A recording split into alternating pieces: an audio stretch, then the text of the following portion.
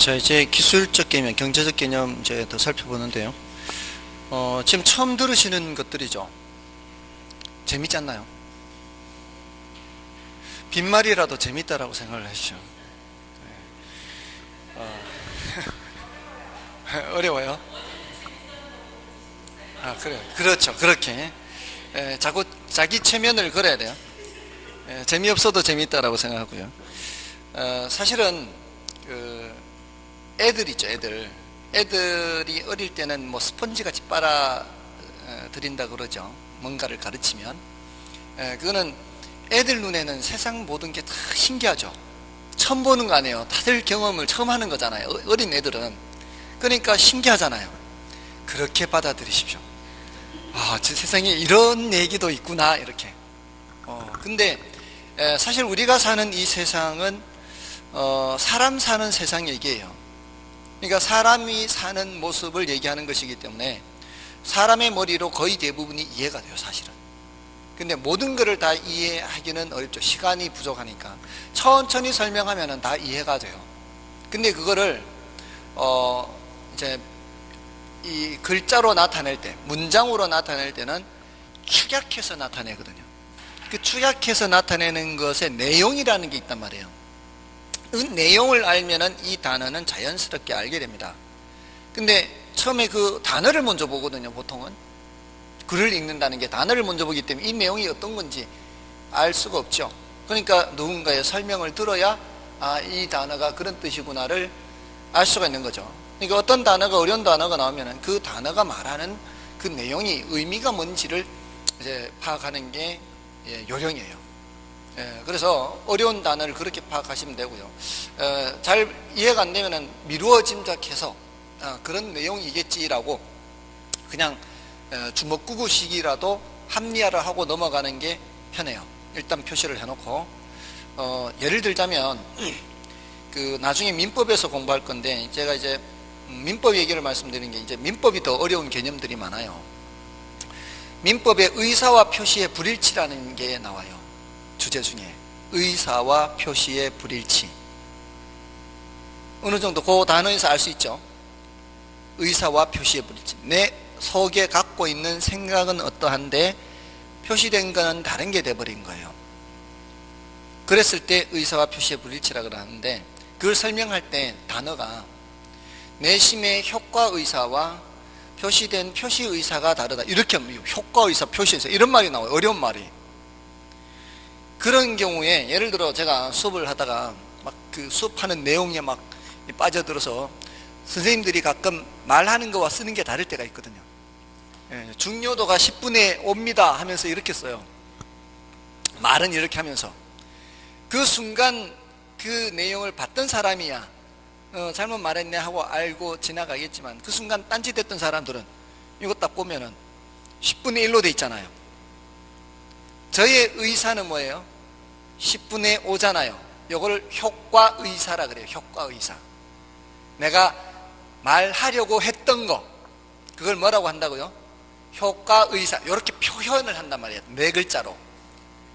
근데 실제로 나타난 거는 뭐예요? 10분의 1로 나타났잖아요. 요거를 표시의사라 그래요. 그러니까 요걸 그런 식으로 사용한단 말이에요. 단어를 표시의사와 효과의사 이렇게 단어를 구별해서 사용한단 말이에요. 근데 이걸 지금 여러분들은 제가 설명을 하니까 또는 민법에서 그렇게 설명을 들으면 알겠지만 그 설명을 할 때 설명을 안 들어버리면은 집에 가서 책 읽어보면 이게 뭔 소리가 되는 거죠. 그런 것들이에요. 효과의사는 속으로 말하려고 했던 거, 표시의사는 표시된 거 이렇게 하면 되는 거죠. 가능한 한 질문은 쉬는 시간에.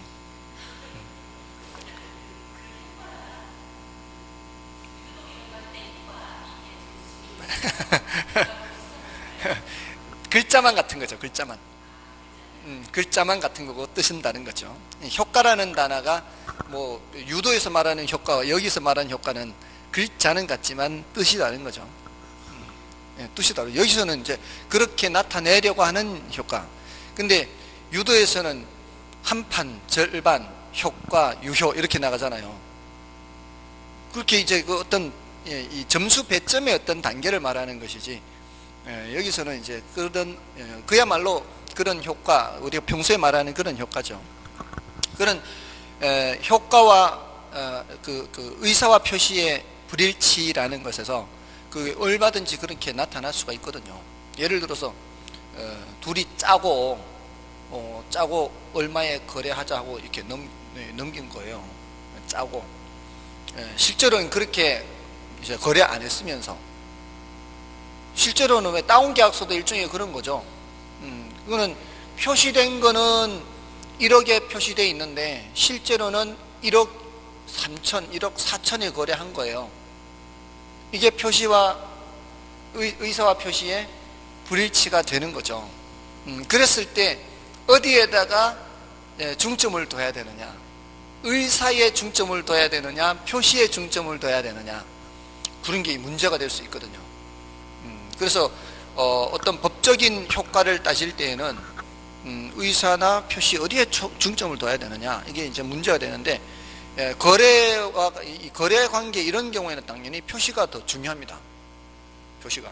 근데 내심의 의사를 중요시해야 되는 경우도 있거든요. 특히 가족 간의 관계, 혼인이라든가 이혼이라든가 이런 거 할 때 나는 이혼할 뜻이 없는데 표시가 잘못해서 이혼의 의사로 표시되거나 했을 때는, 그때는 내심의 의사를 더 중요시하는 경우도 있거든요. 아무튼 그런 것들을 이제 공부할 때 우리 인간 세상에서 나타나는 것들이라고요. 다 인간 세상에서 나타나는 것들이기 때문에 다 웬만하면 이래서 이런 말 하는구나 이렇게 받아들이시면 돼요. 그래서 너무 어렵다라고만 느끼지 마시고 그냥 아마 이런 이유가 있겠지라고 미루어 짐작하는 것. 여기서도 다 아까 말씀드렸듯이 부동산 개념이라는 걸 정하는 것도 이 사람이 말하는 부동산과 저 사람이 말하는 부동산이 서로 다르면 안 되니까 일단은 부동산이 뭐다라는 것을 여러 가지 측면에서 얘기하는데, 그 중에서 법적인 개념이 분량이 제일 많다 그랬죠. 법적인 것들, 많은 법들이 있다 그랬잖아요. 그 많은 법들 중에 가장 기초가 되는 법이 뭐고, 가장 기초가 되는 법이 민법이고, 그 민법에서 부동산이란 토지와 뭐라고 했다? 그 정착물이라고 했기 때문에 이제는 정착물인 것은 다 부동산이 되는 거예요. 민법의 세계에서는. 근데 다른 법에서, 기타 법에서 민법상 부동산처럼 취급하는 거 뭐라 그랬어요? 준부동산까지 포함하면 무슨 부동산? 광해부동산. 앞으로 요 내용을 더 할 것이다. 이렇게. 그 다음에 경제적 개념이나 기술적 개념에서는, 자, 이거는 이제 잎사귀를 오늘 다 그리는 거예요. 경제적 개념에서는 부동산을 상품으로 봐요. 상품. 부동산을 상품, 경제적인 측면에서. 여러분들 경제학 들어보셨죠? 경제학이라고 하는 학문은 상품의 생산, 유통, 소비와 관련된 걸 얘기를 해요. 어떤 상품을 얼마나 생산해서 어떻게 분배하고 하는가, 이런 문제를 다루는 게 경제학이거든요. 이런 건 당연히 인간이 만들어낸 상품이죠. 근데 토지는 인간이 만들어낸 게 아니죠. 토지는 인간이 만들어낸 게 아닌데도 일단은 토지도 뭐로 보는 거예요? 토지도 상품이라고 해요. 모든 것을 이제 자본주의 사회에서 웬만한 건 다 상품이에요. 그런 관점에서 보는 건 어떤 관점에서 보는 거다? 경제적 관점에서 보는 부동산 개념이에요. 상품으로 보는 거죠. 부동산을 다. 그런 관점이에요. 관점. 근데 상품은 상품인데 다른 상품을 생산할 때 투입되는 것을 생산재 그래요. 생산재. 다른 상품을 생산할 때 투입되는 걸 생산재, 이런 단어를 생산할 때 투입되는 재화다, 이런 의미예요. 생산재. 예를 들어 밀가루를 볼까요? 밀가루를 빵집에서 사가지고 옵니다. 빵집에서 수요를 해요. 밀가루를. 그래서 뭐를 만들어서, 빵을 만들어서 팔죠. 빵집에서 밀가루를 살 때에는 생산재로 사는 거죠. 그 집에서 밀가루를 없애버리는 거 아니에요. 그 밀가루를 없애버리는 사람은 빵 먹는 사람들이 없애버리는 거죠. 맞나요? 자, 그래서 빵집에서 밀가루 사는 거는 생산재로 사는 거고, 가정집에서 밀가루 사는 거는 소비재로 사는 거예요. 산다 하더라도 이게 어떤 경우에는 생산재로 사는 거고 어떤 경우에는 소비재로 사는 거예요. 여러분들 쓰고 계시는 볼펜, 이런 노트, 이런 것들은 다 무엇으로 산 거예요? 소비재로 산 거죠. 근데 여기 학원에 데스크에 쓸 목적으로 노트 사고 볼펜 사는 거는 생산재예요. 업체에서 구매하느냐 가정집에서 구매하느냐 이렇게 구분하면 제일 쉬워요. 업체에서 구매하는 거는 아무리 사소한 것일지라도 생산재로 사는 거예요. 아무리 사소한 것일지라도. 분필 이거 뭐예요? 생산재요. 가정집에서 필요에 의해서 사는 거는 소비재입니다. 가정집에서 사는 건 전부 다 뭐예요? 소비재. 이 업체에서 구매하는 건 전부 다 생산재예요. 그러니까 업체에서 구매할 때는 왜 그 영수증 처리하잖아요. 영수증 처리해서 비용 처리하고 하는 게 다 업체에서 구매할 때는 그게 가능한 얘기예요. 아무튼 그렇게 이제 어떤 경우에는 소비재가 되기도 하고 어떤 경우에는 생산재가 되기도 해요. 부동산도 마찬가지예요. 제가 임대업자로서 집을 살 때는 뭐예요? 생산재가 되는 거고요. 제가 살기 위한 목적으로 집을 살 때는 소비재가 되겠죠. 또 제가 고급 외제차를 사서 주차장을 만들기 위해서 옆집에 남는 땅을 사서 주차장을 만들기 위해서 토지를 매입했어요. 그래서 주차장을 만들어서 하는 경우에는 제가 그때는 소비재가 되는 거죠. 그냥 제 차를 보관하기 위한 것이지 제가 이걸 뭐 이렇게 이 땅을 이용해서 상품을 생산해서 누군가한테 파는 게 아니죠. 근데 건축업자로서 땅을 사서 집 지어서 분양하려면 그때는 생산재가 되는 거예요. 업자로서 사느냐 그냥 가정집에 가게 입장에서 사느냐 이렇게 구별하면 제일 쉬워요. 그러니까 어떤 경우에는 얘가 될 수도 있고 어떤 경우는 얘가 될 수도 있는 거죠. 거의 대부분의 재화가 다 그래요. 거의 대부분의 재화가 이 성격도 있고 이 성격도 있는데 토지 같은 경우에는 이런 성격이 더 세고요. 주택의 경우에는 이런 성격이 더 세겠죠. 그렇게 나눠져 있죠. 그리고 중요한 자산이기도 하고 자본이기도 하다 이런 표현들을 쓰는 거예요. 이런 표현들을 쓰면 이런 것들은 경제적인 측면에서 쓰는 표현들이고요. 기술적인 측면에는 공간, 자연, 위치, 환경 이런 단어를 써요. 또는 뭐 지질, 토양 뭐 이런 표현들이 나올 수 있겠죠. 이런 것들은 다 기술적 측면에서 살펴본다 그래요. 근데 이런 단어들을 어떻게 묻는가 하면 우리 시험에 이렇게 물어요. 이런 단어들을 이렇게 섞어 놓고요. 다음 중 경제적 개념에 해당하는 것으로 짝지어진 것은? 이렇게 물어요. 질문하는 방식을 그래서 기출문제를 보라는 거예요. 기출문제를 보면 어떤 식으로 묻는구나 구별하는 거예요. 이게 근데 구별이 어렵지 않잖아. 이게 경제적인 측면에서 사용하는 단어들인지 기술적인 측면에서 사용하는 단어들인지 구별하기 어렵지 않잖아요. 그리고 이것도 뭐 이렇게 섞을 수 있죠. 또 협의의 부동산, 광의의 부동산의 구분 개념은 경제적 측면에서의 구분 개념이다. 이렇게 또 틀린 지문을 만드는 거예요. 아시겠죠? 그리고 이제 또 정착물에 대해서 더 묻거나 준부동산에 대해서 더 물어요. 그럼 요거는 이제 앞으로 해야 될 과제가 되는 거죠. 그러니까 여러분들 지금 교재를 보시면은 제일 먼저 그 12쪽에 협의의 부동산에서 토지, 이건 뭐 토지는 너무 분명하고요. 넘어가시면은 13쪽에 정착물이 있죠. 13쪽에 정착물이 있는데 거기에 대해서 더 이상 들어가지 않았지 않습니까 오늘? 더 들어가지 않았으니까 여러분들도 굳이 더 들어갈 필요가 없다는 거예요. 그러니까 복습을 하더라도 제가 굳이 안 들어갔으면 여러분도 들어가지 마시고 이 그냥 기본적인 이 틀만 기억하고 가시라는 거예요. 여기에서는 이 단어들만 체크하면 되고요. 아시겠죠? 공부를 할 때 그렇게 하면 속 편해요. 물론 이제 읽어는 보실 수 있죠. 읽어는 보시더라도 좀 복잡하면은 패스하고 이제 요 기본 틀을 기억하면 되는 거죠. 토지와 그 정착물까지. 그리고 여기는 준부동산까지. 앞으로 정착물과 준부동산을 더 해야 되는구나. 이렇게 받아들이시면 되는 거죠. 자, 그렇게 하면은 14쪽을 그냥 넘어가셔도 되는 거죠. 그 다음에 15쪽에 가시면 광의의 부동산은 뭐까지 포함한 것만 기억하면 되는 거예요. 준부동산을 포함한 것만 기억하면 되고요. 그 다음에 경제적 개념이나 기술적 개념에서는 그 15쪽에 그 마지막 단락의 마지막에 동그라미 1, 2, 3, 4, 5 돼 있잖아요. 그 단어만 체크하면 돼요. 더 이상의 내용은 없으니까 넘어가시면 되고요. 그 다음에 16쪽에 복합 개념의 부동산 있죠. 복합 개념의 부동산에서 자, 그거는 뭔 뜻인가 하면은 부동산 학에서는 부동산 학에서는 이런 법적인 측면, 경제적인 측면, 기술적인 방금 3대 측면 지웠잖아요. 이런 걸 종합적으로 다 살펴보는 것을 복합 개념으로 살펴보는 부동산이다, 이렇게 표현을 하는 거예요. 여기서 말하는 이 복합은 종합하고 같은 맥락이에요.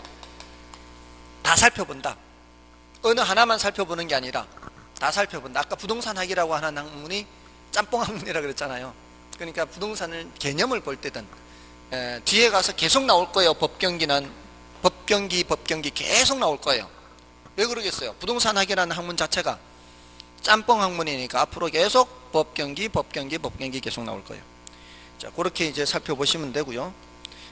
나머지는 일단 됐습니다. 문제는 따로 보지 마시고요. 나머지는 그냥 혹시 읽어보시더라도 아, 이런 게 있구나 하고 참고로 읽고 지나가시면 돼요. 자, 이렇게 하면 이제 부동산의 개념이 됐고요.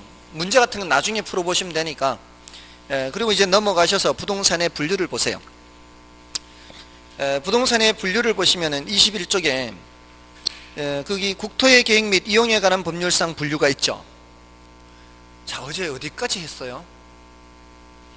국토의 계획 및 이용에 관한 법률상 좀 들어갔나요?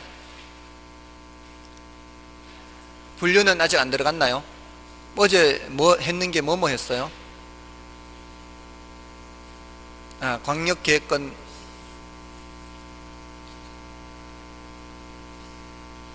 도시군 계획, 도시군 기본계획, 도시군 관리계획, 광역계획 있고, 광역계획권 지정하고 강력계획하고 도시군 기본계획과 도시군 관리계획 있고 뭐 이런 정도까지 했나요? 아직 이런 구분은 아직 안 들어갔고요. 그러면 이제 지금 보세요. 부동산 학개론에서도 이렇게 공법의 내용이 약간은 나오죠. 약간은 나오는데 사실은 공법에서 더 자세히 하는 거예요. 지금 이제 부동산 개념이라는 주제 넘어가서 부동산 분류를 넘어가고 있는 거예요. 지금 지우고 있죠. 지금 뭐를 지우고 있어요? 부동산 개념을 지우고 있죠. 부동산 개념 하면 뭐가 생각이 나야 될까요? 법경기가 먼저 생각해요. 법적 개념, 경제적 개념. 이 부동산 개념이라는 나무를 그린다 그랬잖아요. 그럼 뭘 먼저 그려야 돼요? 굵은 가지를 먼저 그린다고요. 법경기 가지를 그리고 그 중에 장가지 나오는 건 뭐였어요? 법적 개념이 장가지 나오는 거였죠. 법적 개념은 협의의 부동산과 광해 부동산 장까지 나오고 나머지는 다 잎사귀 그렸잖아요. 그러면 협의의 부동산은 토지 및 그 정착물까지고 광해 부동산은 준부동산까지였다. 여기까지만 해도 오늘은 그냥 충분하다 이 말이에요. 그 다음에 이제 부동산 분류에서 이 토지 분류예요. 토지 분류. 건물 분류도 있기는 해요. 근데 건물 분류는 10분의 1에서 10분의 2예요. 중요도가 좀 낮다 이 말이죠. 그러니까 토지 분류는 이제 해야 되죠. 네, 요거는 해야 되는데 지금 국계법이라고 줄여서 국계법상 분류, 그 다음에 지적법 또는 이제 공간정보의 구축 및 관리 등에 관한 법률상 분류해서 지적법에서도 있고요. 근데 우리는 더 중요한 게 부동산 활동상 분류예요. 요게 중요해요. 요게. 그래서 1번, 2번은 일단은 지금은 일단 패스하고 지나가세요. 1번, 2번은 지나가시고 그러면은 21쪽, 22쪽은 지나가시고요. 어디를 보시는 거예요? 쭉 넘어가서 25쪽 있죠. 부동산 이용 활동상 분류. 자, 요걸 이제 보시면 돼요.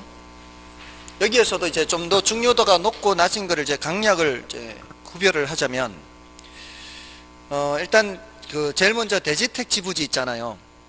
괄호 1번에 괄호 1번 25쪽이 맨 위에 25쪽 맨 위에 괄호 1번에 대지택지 부지 있죠. 택지를 중심으로 부지 쪽으로가 중요해요. 대지 쪽보다는 가운데 있는 택지와 부지 쪽으로 이제 좀 체크를 하시면 되고요. 그 다음에 괄호 2번에 후보지 이행지 체크하시고요. 그 다음에 괄호 3번에 필지 획지, 그 다음에 괄호 4번에 나지 건부지, 그 다음에 괄호 5번은 맹지 대지 자루형 토지 중에서 맹지는 자주 나오는 편이에요. 그 다음에 28쪽에 괄호 6번에 법집인지, 괄호 7번에는 그 휴한지가 조금 더 체크를 할 내용이고요. 그 다음에 8번에 괄호 8번에 공지, 괄호 9번에 포락지 이렇게 있죠. 자, 이 단어들의 뜻만 나오면 알면 돼요. 그러니까 단어 한 몇 개 정도 돼, 한 열 몇 가지를 이렇게 구별만 하면 되는데, 이미 여러분들이 들어보신 것도 있을 것이고 그렇지 않은 것도 있을 거예요. 자, 먼저 괄호 1번에 돼지 택지부지 있죠. 자, 이거 이제 오늘 새로운 단어들을 배우는데 아마 이제 여러분들이 들어보셨던 거는 좀 덜 낯설 것이고요. 그렇지 않은 건 조금 낯설 수도 있겠습니다. 택지란 말 들어보셨죠? 부지란 말 들어보셨나요? 이것도 들어보셨으면 이제 그렇게 어렵진 않아요. 이 대지라는 단어는 일단은 보류하라는 말은, 대지라는 단어가 건축법이나 또는 뭐 도시개발법 이런 여러 법에서 대지라는 단어가 나오는데 뜻이 조금씩 달라요.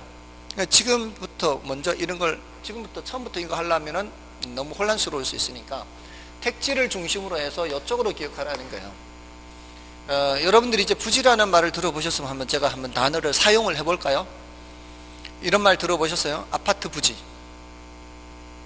학교 부지 들어보셨나요? 그럼 도로 부지, 하천 부지 들어보셨나요? 하천 부지 들어보셨어요? 도로 부지 안 들어보셨어요?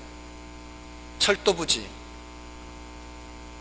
하천 부지 이런 말도 씁니다. 하천 부지, 철도 부지, 도로 부지. 도로 부지가 뭐예요? 도로가 들어설 땅 또는 도로가 나 있는 그 주변 인근 지역의 땅, 그런 말 씁니다. 도로 부지, 하천 부지, 철도 부지, 아파트 부지, 학교 부지 그런 말 써요. 하천 부지 이렇게 검색해 보세요. 부지라는 말을 쓸 때에는 아파트 부지, 학교 부지 할 때는 그 부지 위에 건물이 올라가요? 그렇지 않아요? 건물이 올라가죠. 하천 부지, 도로 부지 이럴 때는 그 위에 건물이 안 올라가죠. 부지라는 말은 건물이 올라가는 경우에도 쓰고 건물이 올라가지 않는 경우에도 써요. 그렇게 다 양쪽에 다 씁니다. 근데 택지라고 할 때는 지상에 건물이 올라가는 경우에만 택지라는 말을 써요. 그래서 이게 사용 범위가 좀 더 좁아요. 이게 좀 더 넓고, 그래서 주거용이든 상업용이든 공업용이든 건물을 건축할 수 있는 땅은 뭐고요? 그건 택지가 되는 거고요. 부지는 건물을 건축할 수 있는 땅 이외에도 일반적인 바닥 토지는 부지라 그래요. 일반적인 바닥 토지는 건물을 지을 수 있는 땅뿐만이 아니라, 그래서 하천부지, 도로부지 이걸 기억해 두시면 돼요. 하천부지, 도로부지, 철도부지 이런 말을 쓴다는 사실, 지금 처음 들어보시는 분들은 그런 말도 쓴다는 걸 함께 기억하면 되겠죠. 이 단어 뜻만 구별하면 돼요. 별로 어렵지는 않습니다. 그러니까 그 내용에 지금 단락이 괄호 1번에 반 페이지가 넘죠. 그걸 다 그렇게까지 알 필요 없이, 대지는 일단 안 봐도 관계없으니까 택지와 부지를 중심으로 기억하시라고요. 그 다음에 이제 후보지, 이행지 있죠. 후보지, 이행지 이렇게 나오는데, 얘네들은 공통점이 어떤 용도에서 다른 용도로 전환 중인 토지예요. 전환 중. 전환 중인 토지예요. 어떤 용도에서 이제 다른 용도로 전환될 때, 후보지의 경우에는 이제 택지 지역, 농지 지역, 임지 지역 이렇게 나누거든요. 이걸 토지의 대분류라고 해요. 대분류. 줄여서 이제 택, 농, 임 이렇게 해요. 이게 이제 자 자세히 보시면 임지 지역, 산이죠. 산. 이거는 사람의 손길이 닿은 곳에 그렇지 않은 곳이에요. 땅에 사람의 손길이 닿지 않은, 조림을 할 수는 있죠. 뭐 이렇게 산에 뭐 나무를 심거나 할 수 있는데, 보통은 사람의 손길이 그렇게 닿거나 한 거는 아니죠. 근데 농지가 되려면 어떻게? 보통 여기서 이렇게 되죠. 개간을 해야죠. 개간. 자연 상태의 땅을 농지로 바꾼다는 것은 사람의 노력이 투입이 돼야 돼요. 농지에서 택지로 갈 때도 마찬가지죠. 개발을 해야 되죠. 조금 전에 택지했잖아요. 택지지역이라는 것은 주택을 짓거나 상가를 짓거나 공장을 짓거나 이렇게 한다는 뜻이에요. 그래서 택지지역을 다시 주거지역, 상업지역, 공업지역 이렇게 나눌 수가 있겠죠. 농지지역은 전답과 이렇게요. 네, 임지지역은 또 뭐 있어요. 용절임지역, 신탄임지역 있는 게 뭐 별로 구분 중요한 건 아니에요. 자, 이쪽에서 이쪽으로 가든 이쪽에서 이쪽으로 가든 여기서 바로 이렇게 가든 이거는 획기적인 변화가 있는 거예요. 여기는 건물이 없는 땅들이죠. 농사 짓던 땅들. 여기서 이제 건물이 있는 땅으로 바뀌는 거죠. 사람의 손길이 닿지 않은 곳에서 개간이 되거나 해서 이렇게 바뀌는 거. 자, 이런 변화의 과정에 있는 토지를 후보지라 그래요. 이런 변화의 과정 중에 있는 토지. 자, 이 세종시 주변에 뭐가 많은가 하면은 후보지가 많아요. 지금 4생활권, 5생활권 이렇게 지금 점점 바뀌어가고 있죠. 점점 여기에서 이렇게 바뀌어가고 있어요. 여기에서 이렇게 바뀌어가고 있어요. 완료된 이 지역 말고요. 여기는 이제 이 주변 완료됐잖아요. 집이 들어서고 막 이렇게 완료됐으면 뭐예요? 완료됐으면 택지가 된 거예요. 택지가 된 거예요. 택지 안 된 상태, 바뀌어가고 있는 상태에 있는 땅을 후보지라 그래요. 택지 후보지. 택지 후보지. 주변에 많잖아요. 택지로 됐으면 그건 택지예요. 택지로 바뀌어가고 있는 중에 있는 토지를 후보지라고 얘기를 하는 거죠. 여기서 이렇게 되든 여기서 이렇게 되든 다 후보지가 되는 거죠. 됐나요? 근데 우리 살다 보면은 주거지역이 상업지역으로 바뀌기도 하죠. 공업지역이 상업지역으로 바뀌기도 하죠. 이거 건물이 있는 땅에서 건물이 있는 땅이죠. 건물이 있는 땅에서 건물이 있는 땅이죠. 어차피 건물이 있는 땅 사이에서 바뀌고 있죠. 이러면은 뭐예요? 이행지라 그래. 이행지. 여기 농사 짓던 곳에서 농사 짓던 곳으로, 농사 짓던 곳에서 농사 짓던 곳으로, 이거 뭐예요? 같은 농사 짓던 거잖아요. 이것도 이행지라 그래. 이행지. 요 테두리 내에서 전환 중인 토지는 무슨 토지? 이행지. 획기적인 변화가 있으면은 무슨 토지? 후보지. 그러니까 여기서 이렇게 가면 뭐예요? 건물이 없던 땅에서 건물이 있던 땅으로 바뀌는 거 뭐예요? 후보지가 되는 후보지. 테두리를 벗어나니까. 이렇게 가는 것도 뭐예요? 다 후보지죠. 후보지. 여기에서 이렇게 바뀌는 거는 이행지. 요 안에서 바뀌는 건 다 이행지예요. 테두리를 벗어나면 뭐고요? 후보지. 건물이 없던 땅에서 건물이 있던 땅으로 바뀐다거나 사람의 손길이 닿지 않은 곳에서 사람의 손길이 닿은 땅으로 바뀌는 거 후보지죠. 됐나요? 개념 구분이 어렵지 않아요. 낯설 뿐이지. 이제 처음 들으니까 낯설 뿐이죠. 그러니까 낯설은 것은 어려운 거하고 다른 거예요. 낯설은 거는 자꾸 반복해서 그냥 하면 되는 거예요. 물론 이제 낯설면서도 어려운 것도 있겠죠. 그런 것들은 이제 일단 패스하고 지나가야 되고요. 같은 범위 내에서 전환 중이면 뭐다? 이행지. 테두리를 벗어나면은 후보지. 이렇게. 근데 이게요, 사실은 표현의 문제인데, 이걸 용도적 지역이라 표현을 해요. 용도적 지역. 용도적 지역이라 표현을 하기 때문에 용도적 지역 상호간의 전환 중이다. 이러면은 후보지라고 하고요. 이거는 용도적 지역 내에서 상호간 전환 중이다 하면은 이행지라 그래요. 용도적 지역 상호간 하면 요거 상호간이란 얘기고요. 지금 듣고 계시죠? 용도적 지역 내라고 하면은 요걸 말하는 거예요. 요 내에서 상호간 전환 중이다 하면은 요 사이에서 전환 중이다 이 뜻이잖아요. 그러니까 요때는 이행지가 되는 거예요. 어떻게 보면은 이게 국어 문제일 수도 있어요. 국어 문제. 용도적 지역 상호간 하면 요 상호간, 용도적 지역 내에서 상호간 하면 요 주상공 또는 전답과 상호간 이렇게 되는 거예요. 됐습니까? 자, 이렇게 해서 후보지, 이행지라는 단어를 했고요. 그러니까 전환 중인 토지인데 대분류상 전환 중이면 후보지, 소분류상 전환 중이면 이행지 이렇게 되는 거죠. 다음에 이제 괄호 3번에 필지, 획지가 있어요. 필지, 획지. 혹시 필지란 말 들어보셨나요? 획지란 말은 안 들어보셨나요? 획지도 들어봤어요? 필지를 못 들어봤어요? 필지는 들어보셨죠?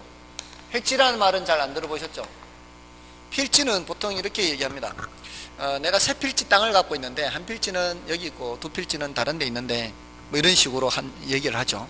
그 필지는 그 등기부에 등기된 그 토지의 단위를 셀 때 한 필지, 두 필지 이렇게 세요. 등기부에 등기될 때 또는 토지대장에 등록할 때.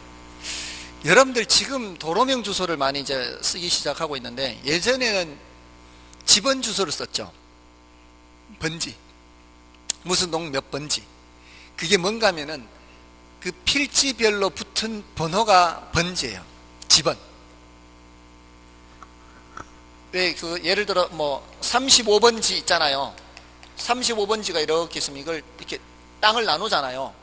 그러면 이 원래 있던 이 부분은 35번지하고 여기를 35의 1번지 이렇게 해요. 번호를 붙일 때. 그러면 이렇게 분필이라고 해요. 분필.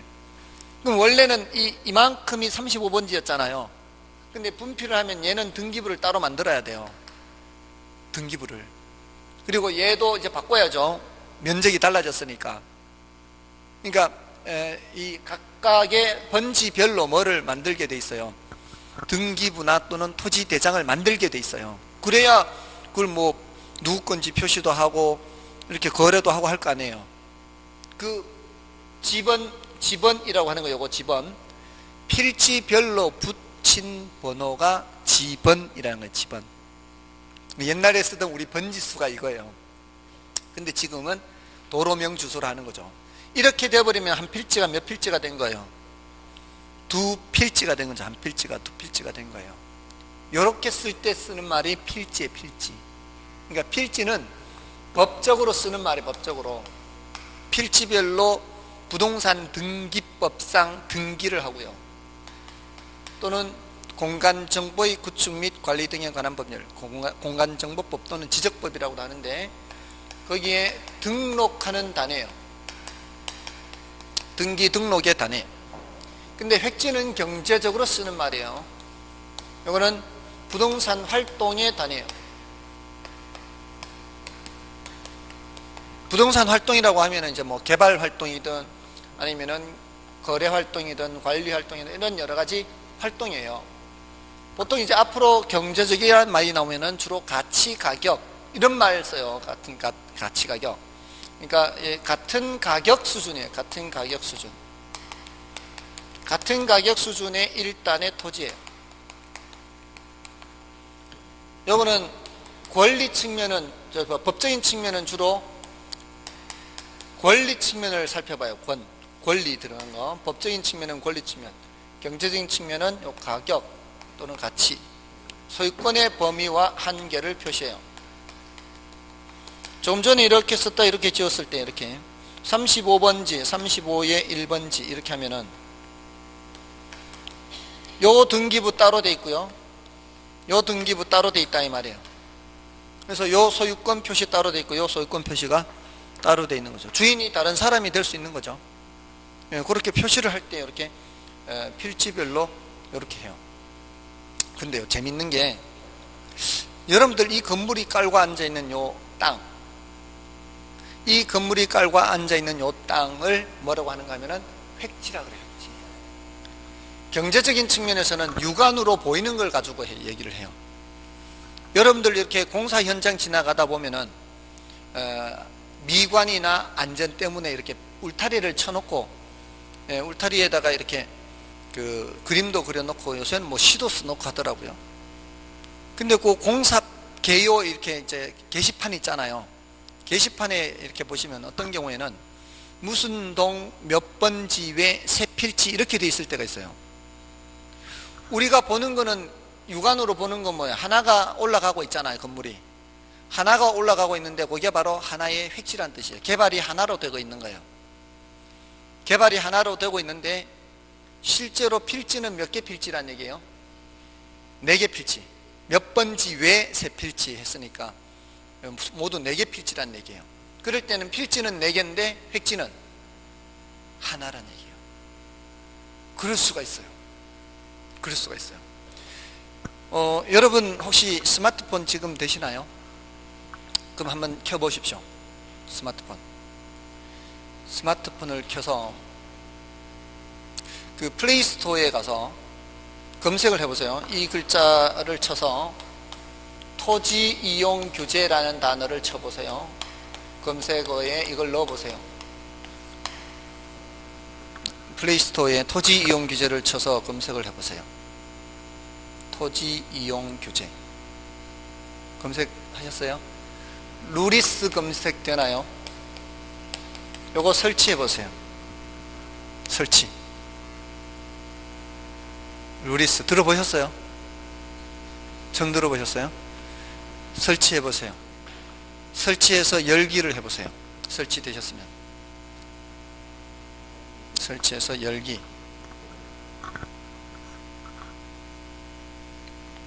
되셨나요? 하는 중이에요.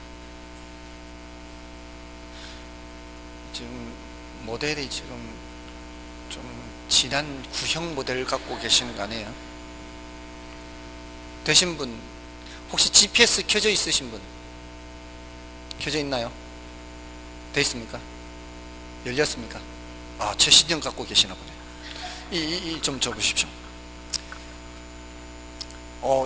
지금 여기에 지금 GPS가 켜져 있으면 지금 우리가 있는 위치의 건물이 요 건물이에요. 깜빵깜빵하고 있는 우리 위치가 나타나고 있죠. 지금 이 건물이 어떤 건물인지를 확인하기 위해서 여기 집원 선택이 있어요. 집원 선택을 누른 후에 그 위치를 터치를 하면은 색깔이 이렇게 바뀌죠. 색깔이 바뀌었죠. 지금 색깔이 바뀌었는 게 하나의 필지예요. 색깔이 바뀐 게 하나의 필지예요. 그 하나의 필지 안에 지금 우리가 있는 이 건물이 다 들어와 있는 거예요. 이럴 때는 하나의 필지가 하나의 획지예요. 하나의 필지가 하나의 획지예요. 보통은 대부분 그래요. 대부분 하나의 필지가 하나의 획지인데 제가 다른 곳을 한번 검색을 해볼게요. 서울에 가보셨나요? 광화문 내거리 가보셨어요? 강원 내거리. 거기에 이순신 장군이 세종대왕을 앞에서 지키고 있죠. 광화문 내거리. 그 광화문 내거리에 가면은 광화문 빌딩이라고 있어요. 그 동화면세점이 있는 그 건물이에요. 혹시 아실란가 모르겠네요. 여기 있으면 지금 요 건물이거든요. 광화문 빌딩이. 요게 요 지금 노란 걸 보이는 게 이 광화문 내거리고요. 세종대로 사거리라고 되어 있어요. 여기는. 여기 이제 광화문 빌딩이 여기거든요. 이걸 집원 선택을 한 후에 터치를 해볼게요. 자, 여기에 획지가 이만큼인데요. 보라색으로 바뀐 게 일부분만 바뀌었죠. 요거는 이 건물이 깔고 앉은 땅이 한 개의 필지가 아니란 얘기예요. 주소를 읽어볼게요.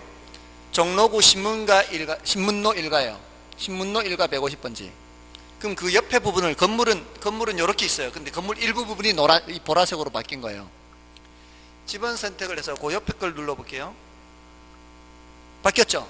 위치가. 근데 같은 건물의 일부분을 또 이렇게 이 땅이 깔고 건물이 이 땅을 깔고 앉아 있는 거예요. 요거는 종로구 세종로 211번지예요. 또 다른 부분을 해볼게요. 요 밑에 있는 부분. 밑에 또 바뀌었죠? 요거는 중구 태평로예요. 이 건물이 깔고 앉아 있는 땅이 모두 몇 필지예요? 3필지. 같은 건물인데 두 필지는 종로구가 이렇게 차지하고 있고요. 여기는 종로구, 여기는 세종로고, 여기는 신문로고, 여기는 중구 태평로예요. 그러니까 같은 건물인데 이쪽은 종로구고 이쪽은 중구란 얘기예요. 모두 몇 개 필지? 3개 필지예요. 그러면 사무실 이렇게 나눠서 저쪽은 종로구 이쪽은 중구란 얘기죠. 그러면 거기에 입주해 있는 기업들, 회사들 주소를 어떻게 해야 될까요? 같은 회사인데 이게 같은 층을 쓰는데 저쪽의 부서는 종로구고 이쪽 부서는 중구고 우편물 보낼 때 어떻게 보내야 될까요? 세금을 낼 때는 이쪽으로 내야 돼, 이쪽으로 내야 돼요. 그죠? 이런 경우가 있어요. 지금 신도시는 대부분 하나의 필지 위에 하나의 건물이 올라가 있어요. 그러니까 필지와 획지가 일치해요, 대부분은. 근데 옛날부터 내려오던 곳은 몇 개 필지 위에 건물이 올라가는 경우가 굉장히 많아요. 그럴 때는 우리가 육안으로 보기에는 몇 개인 거예요, 그냥. 육안으로 보기에는 그냥 한 개의 획지예요. 한 개의 획지인데 실제로는 여러 개의 필지일 수 있거든요. 그럴 때 이 부분 땅값, 이 부분 땅값, 이 부분 땅값, 땅값은 어떻다고요? 땅값은 다 같을 거겠죠. 왜? 같은 건물인데, 같은 지역 내 같은 건물인데, 같은 건물이 깔고 있는 가격 수준은 같다고요. 얘네들 가격은 같다고요. 그러니까 몇 개의 획지? 한 개의 획지. 가격이 다 같으니까. 근데 등기부를 떼보니까 몇 개의 필지? 세 개의 필지, 이렇게 되는 거죠. 됐나요? 그러니까 법적으로 등기부상 개념 또는 토지 대장의 개념, 이런 거는 무슨 개념? 필지. 근데 같은 가격 수준, 경제적 개념은 획지, 이렇게 된다 이 말이에요. 그래서 여러 개의 필지가 하나의 획지가 될 수도 있다는 거죠. 저럴 때는 땅값은 어떻다? 다 똑같다 이 말이에요. 됐나요? 경우에 따라서는 이럴 수도 있겠죠. 한 개 필지가 둘 이상의 획지가 될 수도 있겠죠. 여러 개 필지가 한 개로 뭉쳐졌잖아요. 같은 가격 수준으로. 근데 어떤 때는 내가 넓은 땅을 갖고 있을 때에는 같은 내가 소유주라 해도 등기부는 한 개라도 이쪽 부분과 저쪽 부분의 땅값이 다를 때가 있어요. 그럴 때는 각각의 가격 수준대로 평가도 해요. 그럴 때는 한 개의 필지인데 몇 개의 획지가 될 수 있는 거예요? 두 개의 획지가 될 수도 있는 거예요. 근데 그런 경우는 많지는 않겠죠. 대부분은 한 개의 필지가 한 개의 획지지만 경우에 따라 여러 개의 필지가 한 개의 획지가 될 수도 있고 한 개의 필지가 여러 개의 획지로 나누어질 수도 있다라는 겁니다. 자, 그런 개념이 필지 획지고요. 그다음에 이제 나지 건부지. 자, 이런 것들은 그 단어 뜻만 좀 설명을 드릴게요. 나지는 지상에 건물이 없는 땅을 말하고요. 건부지는 지상에 건물이 있는 땅을 말해요. 일단은 지금 단계에서는 더 이상 깊은 내용 들어가지 마시고요. 나지 하면은 뭐다? 지상에 건물이 없다. 건부지는 지상에 건물이 있다. 이렇게 일단 그렇게 하시고요. 지금 여러분들이 지금 설치하신 루리스 앱 있죠. 굉장히 유용해요. 특히 혹시 그 토지를 보는 사람들, 특히 경매하는 사람들은 굉장히 필요하거든요. 제가 이거를 경매하시는 분한테 알려드렸더니만 그분이 시간과 비용이 너무 절약돼서 좋다고 저한테 여러 번 밥을 사셨어요. 왜냐하면 경매하려면 그 땅이, 특히 토지인 경우에는 어디 있는 땅인지 가봐야 되잖아요. 그러려면 이제 저거 도면을 떼서 가야 되거든요, 옛날에는. 근데 이거는 내 위치가 드러나잖아요. 깜빡깜빡 위치가 드러나고, 그리고 그 주소를 치면은 그 주소에 맞는 땅이 표시가 돼요. 아까 보라색으로 이렇게 표시가 되면은 내 위치가 표시가 되니까 내가 이동하면은 깜빡깜빡 하는 게 이동하잖아요. 그럼 보라색 근처에 가면은 내가 있는 위치가 드러나니까 내가 이제 경매 받으려고 하는 땅이 이 땅인지 아닌지를 알 수가 있는 거죠. 그게 없으면은 도면 들고 가가지고 이 실제 그 땅을 보고 말해야 되는 이게 쉽지 않아요. 도면 보고서 내가 있는 위치가 이 땅인지 저 땅인지 파악하기가 쉽지 않아요. 근데 요거 가지고 가면은 아주 정확하게 그냥 위치를 알 수 있죠. 그리고 여러분들 또 지나가시다가 야, 저 땅이 저 어떤 땅인지 궁금하다 싶으면은 아까 그 지번 선택 누르고 탁 터치를 하면은 그 땅이 나와요. 그리고 거기 보면은 이제 아까 말씀 안 드렸는데 그 터치하면 보라색으로 바뀌었죠. 보라색으로 바뀐 밑에 보면 규제 정보 보기가 있어요. 그 규제 정보 보기를 터치를 하면은 이 땅이 면적이 얼마고 제곱미터당 얼마고 여기에서 할 수 있는 거 할 수 없는 거 그냥 국토의 계획 및 이용에 관한 법률상 내용들이 쫙 나와요. 그 어플리케이션이 그게 아주 유용해요. 그런 거 사람이 돈이 들어도 배워야 돼요. 그리고 젊은 사람일수록 더 배워야 돼요. 앞으로 재산을 형성할 사람들이기 때문에 이런 걸 알아야 돈이 되는 거예요. 그리고 사실은 공법이 아까 좀 난이도가 높다 했지만 돈 되는 거는 여기 있어요. 여기 국토의 경비 영향을 한 법률을 알아야 되고요. 그 다음에 도시정비법, 어려운 것일수록 사실은 그 정보가 돈이 되는 정보라고 보시면 돼요. 아무튼 뭐 나중에 좀 더 말씀을 드리겠지만 나지금부지는 그렇고요. 다음에 넘어가셔서 단어 뜻만 체크할게요. 괄호 5번에 가시면은 맹지와 대지 있죠. 괄호 5번에 27조의 맨 밑에 있죠. 맹지는 들어보신 적 있죠? 도로에 접한 게 하나도 없는 땅, 다른 토지로 둘러싸여 있어서 도로에 접하지 않은 땅 맹지고요. 그리고 대지라고 하고 괄호 속에 자루형 토지라고 돼 있죠. 그 대지라고 할 때 이 대자 한자가 어려운 한자예요. 그 한자가 오두이자잖아요. 밑에 요렇게 돼 있잖아요. 이게 요 오두이자가 들어가 있으면 자루 돼요. 자루. 한자가 보통 우리 대지 할 때는 이걸 쓰거든요. 이거는 보통 우리가 말하는 이제 건물 올라가는 땅을 이제 대지라고 하는데 요거하고 다르죠. 그래서 자루돼요. 자루형 토지. 그래서 자루형 토지는 도로에 이렇게 좁은 입구로 연결이 돼 있어요. 좁은 입구로 연결된 이런 형태의 토지를 뭐라고 한다? 자루형 토지. 자, 이렇고요. 그다음에 넘어가시면은 법지와 빈지란 단어가 나오죠. 법지와 빈지는 이 법자가요 한자로 법법자예요. 법법자로서 법으로는 갖고 있어요. 법으로는 갖고 있는데 활용실익이 없거나 적은 토지를 말해요. 예를 들어 이런 경사진 토지인데요. 여러분들 이제 공시법에서 배우실 거예요. 공시법에서 이 경사진 토지의 경우 측량을 할 때 요 하단부를 기준으로 측량하는 게 원칙이에요. 자, 그래서 여러분들이 땅을 샀어요. 땅을 사서 이제 도면을 확인을 해보니까 이렇게 선이 그어져 있겠죠. 선이 그어져 있는 그 안쪽의 면적이 내가 갖고 있는 면적이에요. 그게 이게 100제곱미터예요. 또는 100평이라고 쳤어요. 내 100평짜리 땅을 샀어. 근데 그 도면에는 경사가 나타나 있어요, 안 나타나 있어요? 도면에는 경사가 안 나타나 있거든요. 근데 여기서부터 여기까지 100평인데 실제 가보니까 여기서부터 여기까지밖에 사용을 못해요. 요거는 내가 소유권을 갖고는 있지만 사실상은 활용하기가 곤란하거나 아예 사용을 못하거나 이런 부분이 있을 수 있죠. 이런 땅을 뭐라고 한다? 법지라 그래. 법지. 법으로는 갖고 있어. 근데 활용실익이 없거나 적은 토지. 경사진 곳에서 나타나는 현상이에요. 근데 빈지는 이거 한자가 어려워요. 물가빈자, 물가빈.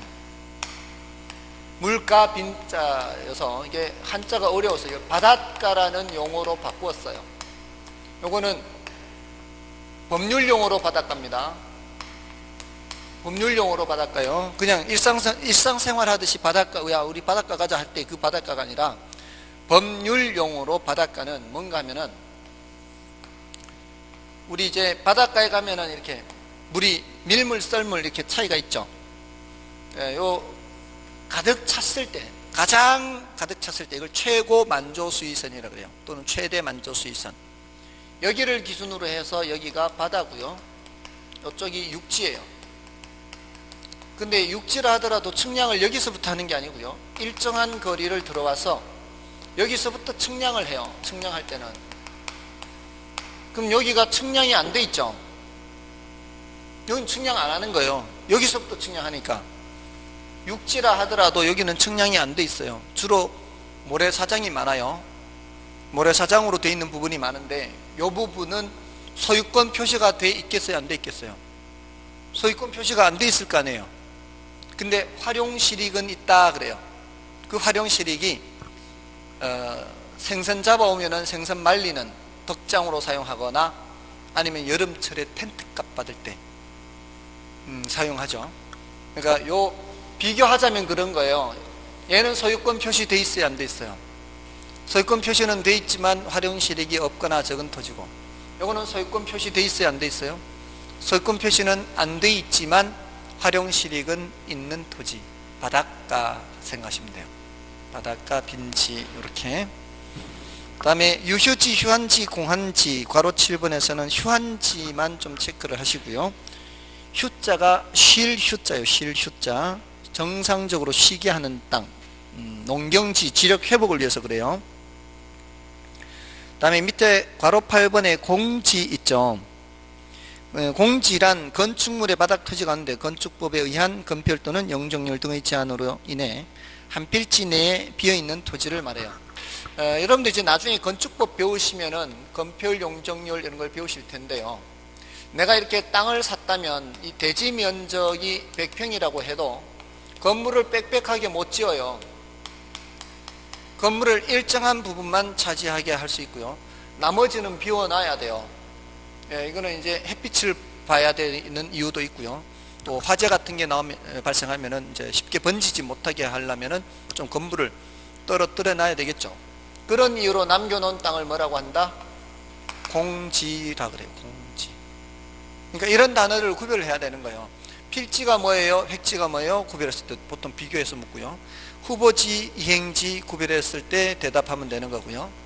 공지가 뭐예요? 하면은 건물 짓고 남겨놓은 땅은 공지.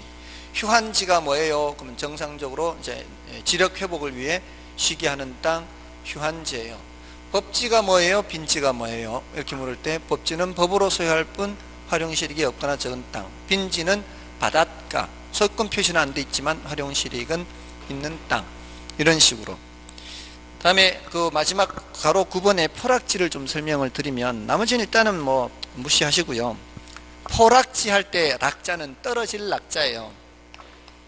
포락지 할 때 락자는 떨어질 락자인데 이게 왜 떨어지는가 하면은 여러분들 왜 그 시골에 자연 하천 있죠. 이게 자연 하천은 이게 여기가 흙이에요. 흙.